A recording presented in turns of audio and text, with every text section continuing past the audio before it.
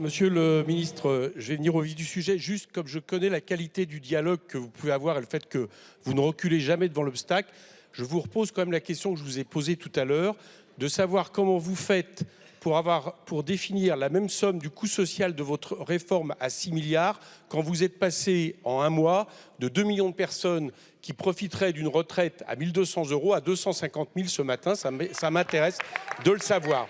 J'appuie évidemment l'amendement de mon collègue Guedj et je voudrais revenir sur ce que vous dites est une trouvaille. Nous n'avons pas expliqué qu'il n'y avait pas un problème de financement des retraites. Ce que nous vous avons dit à partir de ce que dit le corps, c'est que les retraites ne pèseront pas dans 10 ans plus qu'elles ne pèsent aujourd'hui dans la part de la richesse nationale. Autrement dit, les retraites ne coûteront pas plus cher. Et à partir de là, oui, c'est une question de ressources et de financement.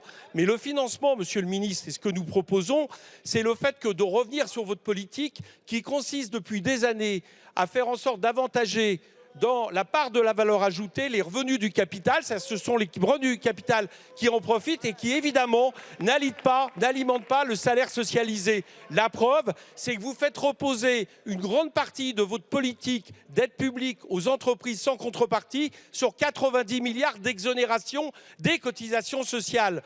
Donc, autre preuve de votre logique, c'est que vous avez pointé tout à l'heure justifier que vous préférez reposer votre projet sur ce que vous appelez l'équilibre permanent des régimes, c'est-à-dire le fait qu'il y aurait une diminution progressive de ce que met l'État du fait en lien avec les retraites des fonctionnaires.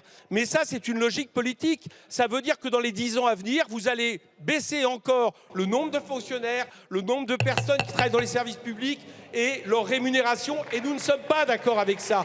Nous préférons mettre l'argent là où il est nécessaire et également dans les cotisations du coût des fonctionnaires.